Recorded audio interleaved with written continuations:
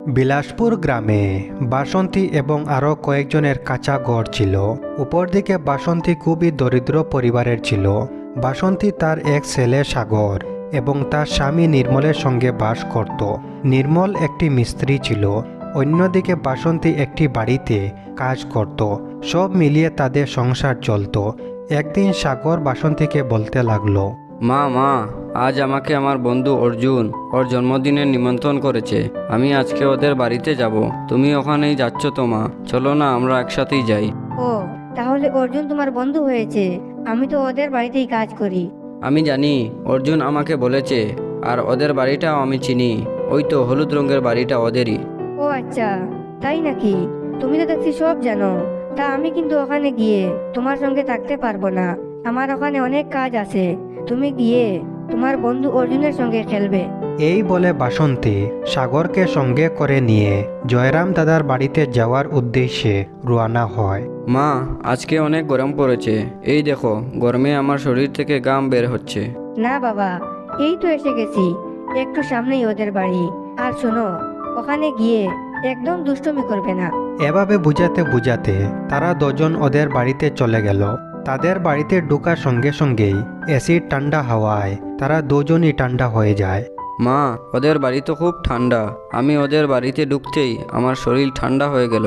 আমি এখন ওকে কি করে বুঝাই যে ওখানে এসি লাগানো আছে, আর এসি মানে কি ও তো সেটাও জানে না। যাই হোক, বাচ্চাদের সাথে মিথ্যা কথা বলতে নেই। সে তো একদিন না একদিন এসির সম্বন্ধে জানবেই। হে রে বাবা, আসলে ওখানে এসি লাগানো আছে, আর তাই আমাদের এত ঠান্ডা লাগছে। এসি? সেটা আবার কি? আর যদি এসিতে ঠান্ডা লাগে তাহলে আমাদের বাড়িতে এসি নেই কেন? আমাদের বাড়িতে তো খুব গরম লাগে মা। আরে বাবা, বেশি কথা বলিস না তুই। আর শুন, আমি ভিতরে যাচ্ছি কাজ করতে। তোর সঙ্গে বেশি কথা বললে হবে না। যা বলার বাড়িতে গিয়ে বলবি। এই বলে বাসন্তী কাজ করতে চলে যায়। অপরদিকে সাগর তার বন্ধু অর্জুনের সঙ্গে দেখা করে বেশি কিছুক্ষণ ধরে সে এসি ঠান্ডা হাওয়ায় খেলতে থাকে। বাসন্তীর কাজ শেষ হওয়ার পর সে সাগরকে নিয়ে বাড়িতে ফিরে আসে। পরের দিন নির্মল বাসন্তীকে বলে, এই যে বাসন্তী, আমাকে রিমোটটা একটু দাও, আমি পাখাটা চালাবো ভাবছি। এই নে, ওটা তোর বাবাকে দিয়ে আয়। এই নেও বাবা। বাবা বাবা, তুমি এটা কি করছো? আর এটা দিয়ে কি হয়? এটা আমি পাখা চালাচ্ছি বাবা। আর এটা হাই স্পিড পাখা। এটা দিয়ে এসির মতো ঠান্ডা হাওয়া হয়। বুঝেছো? তুমি জানো না আমার বাবা একজন মিস্ত্রি? তাই নাকি বাবা? এটা দিয়ে কি এসির মতো ঠান্ডা হাওয়া হবে? তাহলে এটা চালাও না বাবা। আমি এসির মতো ঠান্ডা হাওয়া খাবো। আজকে খুব গরম পড়েছে বাবা। তাহলে আমাদের বাড়িটাও অর্জুনের বাড়ির মতো ঠান্ডা হয়ে যাবে তো? না রে বাবা, ওটা এসি নয়। এটা চালালে কখনোই এসির মতো ঠান্ডা হবে না। আমি তো এমনিতেই বলছি। তারা দুজনে এভাবে কথাবার্তা বলছিল। ঠিক তখনই ওখানে বাসন্তী চলে আসে। বাসন্তী সবকিছু শোনার পর বলে, তুমি কি আর কি করার আর জায়গা পেলে না? বাচ্চাদের সামনে উল্টাপাল্টা কথা বলছো। আর শুন সাগর, তোর এত এসি নিয়ে পাগলামি কি শুরু হয়েছে? এসি আমাদের বাড়িতে কখনোই আসবে না, বুঝেছিস? কারণ এসি বড়লোকদের বাড়িতে থাকে, আর আমরা গরিব মানুষ, দেখছিস তো আমাদের মাটির বাড়ি। আর আবার এসি আসবে? যেমন বাবা তেমন ছেলে। আরে বাসন্তী, তুমি বাচ্চা ছেলেটাকে এভাবে কেন বলছো? ও এসব কি বা বুঝে? তুই এখান থেকে যা বাবা, তোর মায়ের কথায় কান দিস না। এভাবে বেশ কয়েকদিন কেটে যায়। পরের দিন যখন বাসন্তী কাজে যায় তখন এই বাসন্তী, তুই এতক্ষণ ধরে এখানে কি করছিস? এসির হাওয়া পেয়ে এখান থেকে নড়তে ইচ্ছা করছে না দেখছি। কই না তো, সেটা কোনো ব্যাপার নয়। আমি তো এখানে কাজই করছি। আর যদি এরকম কথা বলেন তাহলে আমার এসির হাওয়া খেতে ভালো লাগে না। এখান থেকে বের হলে বরং ভালো লাগে। এখানে তো সারাদিনই এসির হাওয়া থাকে। আর এরকম তুই বসে থাকলে তোর মাইনাটাও কেটে যাবে। বিমল সেদিন ইয়ার্কি করে নয়, সে সত্যি সত্যি বলেছিল। সে তার সেই কথা অনুযায়ী বাসন্তী সেই মাসের টাকাও কেটে নিয়েছিল।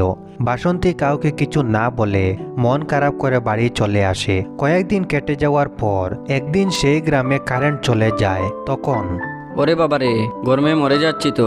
আর কারেন্টও চলে গেছে। এখন যদি বাড়িতে একটা এসি থাকতো তাহলে ঠান্ডা ঠান্ডা হাওয়া খেতে পারতাম, আর জীবনটাও বেঁচে যেত। ধুর, আমার আর ভাল লাগে না।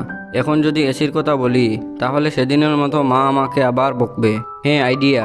আমি বরং এক কাজ করি, বাবাকে বলে অর্জুনের বাড়িতে চলে যাই। তাদের বাড়িতে বসে সারাদিন এসির হাওয়া খাবো। কি হলো বাবা? গরমে আমার গাম বের হচ্ছে আর তুমি বসে বসে হাসছো। হঠাৎ এত হাসি কেন শুনি? না মানে বাবা, আমার না অর্জুনের বাড়িতে যাওয়ার ইচ্ছা করছে। আসলে আমাদের বাড়িতে কারেন্ট চলে গেছে তো, আর ওদের বাড়িতে এসি আছে, তাই ওখানে গেলে আমার একটুও গরম লাগবে না। তুমি আমার সঙ্গে চলো না বাবা। তুই এসি চলার কথা বলছিস? কারেন্ট না থাকলে কিছুই চলে না, সব বন্ধ পড়ে থাকে। এই নে হাত পাকা, এটা ধর্মের বাতি, এখন এটা দিয়েই কাজ চালাতে হবে। এই দেখ আমি হাত নাড়াচ্ছি আর এসির মতো হাওয়া খাচ্ছি। এই বলে তার বাবা হাত পাকাটি নিয়ে সেখান থেকে বেরিয়ে পড়ে। সে বাইরে এসে একটি বাড়ির সামনে একটি চেয়ারে বসে হাওয়া খেতে থাকে। তাকে দেখে তার ছেলে ও বাসন্তী বাইরে বেরিয়ে আসে। বিমলও তাদেরকে দেখতে পায়। আরে বাহ, এরা তো বেশ হাত পাকার হাওয়া খাচ্ছে, আর আমি ওখানে গরমে মরে যাচ্ছি। আমি এক কাজ করি, আমি ওদের কাছ থেকে একটা হাত পাকা চেয়ে নিয়ে আসি, আর সেটা দিয়ে হাওয়া খাই, তাহলে একটু হলেও এই গরমে শান্তি পাবো। এই ভেবে বিমল বাসন্তীর কাছে চলে আসে। এই যে বাসন্তী, আমাকে একটা পাখা দেবে? তাহলে আমি একটু হাওয়া খেয়ে তোমাদের দিয়ে যেতাম। আসলে অনেক গরম পড়েছে তো, তাই। ও তাহলে এতদিন পর আমার কবলে এসে পড়েছো। আজ আমি এই সুযোগ হাত ছাড়া করব না। আমি আজকে সেই দিনের প্রতিশোধ নিয়েই ছাড়বো। নিন না, তবে একটা শর্ত আছে। আমাদের বাড়িতে বসেই হাওয়া খেতে হবে, এটা তোমাদের বাড়িতে নিয়ে গেলে হবে না। হ্যাঁ, তা ঠিক আছে, আমি যাওয়ার সময় পাখাটা দিয়ে যাব। এই বলে বিমল পাকাটা নিয়ে হাওয়া খেতে থাকে। হাওয়া খাওয়ার কিছুক্ষণ পর তার শরীর ঠান্ডা হয়ে যায়। এই নেও তোমাদের পাখাটা, আমি এখন যাচ্ছি, মনে হয় কারেন্ট এসে গেছে। চলে তো যাবেন, কিন্তু হাওয়া খাওয়ার দামটা দিয়ে যাবেন না। আপনি এতক্ষণ হাওয়া খেলেন, এর দামটা তো দিয়ে যেতে হবে। কি, হাওয়া খেলেও কি টাকা দিতে লাগে নাকি? এ তুমি কি বলছো? আমি ঠিকই বলছি, আপনাকে হাওয়া খাওয়ার জন্য টাকা দিতে হবে। আপনার মনে নেই সেই দিনের কথা, যেদিন আমি আপনার বাড়িতে এসি খাওয়ার জন্য আপনি আমার বেতনের টাকা কেটে নিয়েছিলেন? আমি শত বলার পরও আপনি আমার একটাও কথা শুনেননি। এটা শোনার পর বিমলের খুব খারাপ লাগে এবং সে তার ভুলের জন্য বাসন্তীর কাছে ক্ষমা চায়। হে বাসন্তী, আমি এখন আমার ভুল বুঝতে পেরেছি। আসলে সেদিন ওসব করা আমার উচিত হয়নি। আমাকে তুমি ক্ষমা করে দাও, আর আমি কখনোই এরকম কাজ করব না। আর এই নেও তোমার টাকা। না দাদা, আমি টাকা নেব না। আপনার ভুলটা ভাঙানোর জন্য এটা বলেছিলাম, আমি টাকা নেওয়ার জন্য বলিনি, বিশ্বাস করুন। আচ্ছা, তাহলে আমারও একটা কথা তোমাকে রাখতে হবে। আমি ভেবেছি একটা এসি গিফট করব তোমাকে, আর আমি জানি তোমার ছেলে এসি খুব পছন্দ করে। কিন্তু দাদা, আমাদের মাটির বাড়িতে এসি কোথায় লাগাবো? সে নিয়ে তোমাকে চিন্তা করতে হবে না, আমি সেটাও ভেবে রেখেছি। আমাদের বাগান বাড়িতে একটা ঘর আছে, তোমরা ওখানেই থাকবে। এই কথা শুনে সবাই খুশি হয়ে যায়। পরের দিনই তারা ওখানেই চলে যায় আর এসির হাওয়া উপভোগ করতে থাকে, আর তাদের জীবন হাসিতে কাটতে থাকে।